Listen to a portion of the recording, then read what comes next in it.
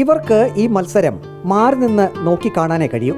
ഈ വേദിയിൽ സംഘനൃത്തം അവതരിപ്പിക്കാമെന്ന പ്രതീക്ഷയോടെയാണ് ഈ വിദ്യാർത്ഥിനികൾ കോഴിക്കോട്ട് നിന്നും തിരുവനന്തപുരത്തേക്ക് എത്തിയത്. അരുണിമ, ശ്രീയുക്ത, അനന്യ, സാന്ദ്ര, മിത്ര, ദിയ, ഋതു.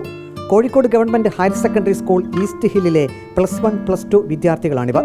റവന്യൂ ജില്ലാ കലോത്സവത്തിൽ മികച്ച പ്രകടനം കാഴ്ചവെച്ചെങ്കിലും സംസ്ഥാന സ്കൂൾ കലോത്സവത്തിലേക്ക് യോഗ്യത നേടാനായില്ല. കോടതിയെ സമീപിച്ചെങ്കിലും അനുകൂല വിധി ഉണ്ടായില്ല. കോഴിക്കോട്ട് നിന്നും ട്രെയിനിൽ കയറുമ്പോൾ കോടതി വിധി വന്നിരുന്നില്ല. ട്രെയിൻ യാത്ര പകുതിയായപ്പോഴാണ് കോടതി വിധി അനുകൂലമല്ല എന്നറിഞ്ഞത്.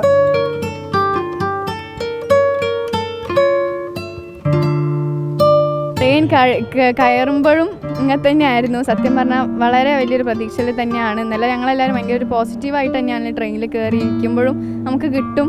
പ്രാക്ടീസും ചെയ്ത് വന്നതാണ്. ശ്രീ പത്മനാഭൻ്റെ നവനിധികളായിരുന്നു ഞങ്ങൾ കാണിച്ചത്. അപ്പോൾ അത് ഈ പത്മനാഭൻ്റെ മണ്ണിലും കൂടെയാണ് ഇപ്രാവശ്യം സ്റ്റേറ്റ് എന്ന് പറഞ്ഞ സമയത്ത് വളരെ സന്തോഷം തോന്നിയിട്ടുള്ളൊരു കാര്യമാണ്.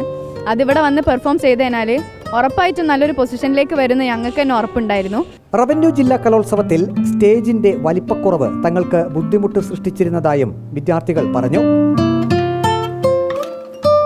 നമ്മൾ ഒരു പൊസിഷൻ വെച്ചിട്ടാണല്ലോ സ്കൂളിൽ നിന്നൊക്കെ പ്രാക്ടീസ് ചെയ്തത്. ഇവിടെ എത്തിയപ്പോഴത്തേക്കും ഭയങ്കര കൺജസ്റ്റഡ് ആയിപ്പോയി. പിന്നെ ഞങ്ങളുടെ പ്രോപ്പർട്ടി ഉണ്ട്, പത്മനാഭനാണ്. പത്മനാഭനെയൊക്കെ കാണിച്ചു വരുമ്പോഴത്തേക്ക് ഞങ്ങൾക്ക് ലാസ്റ്റ് പോസ്റ്റ് നിൽക്കാൻ സ്ഥലമില്ല. സംഘനൃത്തം 1-ാം നമ്പർ വേദിയിൽ തീരുന്നതുവരെ ഇവർ ഇവിടെയുണ്ടായിരുന്നു. കണ്ണുകളിൽ നിന്നും ഇവരുടെ ദുഃഖം വായിച്ചറിയാമായിരുന്നു.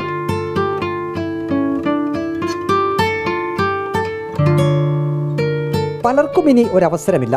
സംസ്ഥാന സ്കൂൾ കലോത്സവത്തിൽ തങ്ങളുടെ ഇഷ്ട ഇനമായ സംഘനൃത്തത്തിൽ ഒന്ന് മാറ്റുരയ്ക്കണം എന്ന ആഗ്രഹം ബാക്കിയാക്കിയാണ് ഇവർ തലസ്ഥാനത്ത് നിന്നും മടങ്ങിയത്.